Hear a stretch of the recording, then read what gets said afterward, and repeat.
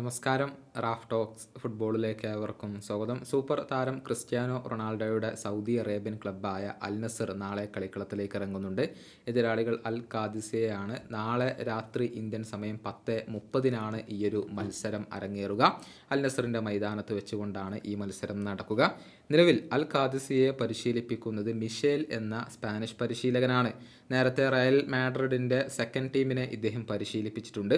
കൂടാതെ ലാലിഗയിൽ Sevilla, Getafe തുടങ്ങിയ ക്ലബ്ബുകളെ അദ്ദേഹം പരിശീലിപ്പിച്ചിട്ടുണ്ട്. അതായത് ക്രിസ്ത്യാനോ റൊണാൾഡോയെ ഇതിനു മുൻപ് നേരിട്ട് പരിചയമുള്ള ഒരു പരിശീലകൻ കൂടിയാണ് മിഷേൽ.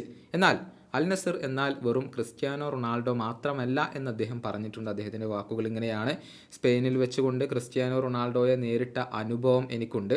പക്ഷേ ഇവിടെ അൽ നസർ എന്നത് വെറും റൊണാൾഡോ മാത്രമല്ല, ഹൈ സ്കിൽസ് ഉള്ള ഒരുപാട് താരങ്ങൾ അവർക്കുണ്ട്. ഇതാണ് മിഷേൽ ഇപ്പോൾ പറഞ്ഞിട്ടുള്ളത്. ക്രിസ്ത്യാനോ റൊണാൾഡോ മികച്ച പ്രകടനം തന്നെയാണ് സൗദി അറേബ്യൻ ലീഗിൽ ഇപ്പോൾ പുറത്തെടുക്കുന്നത്. 6 ഗോളുകളും 2 അസിസ്റ്റുകളും അദ്ദേഹം സ്വന്തമാക്കിയിട്ടുണ്ട്.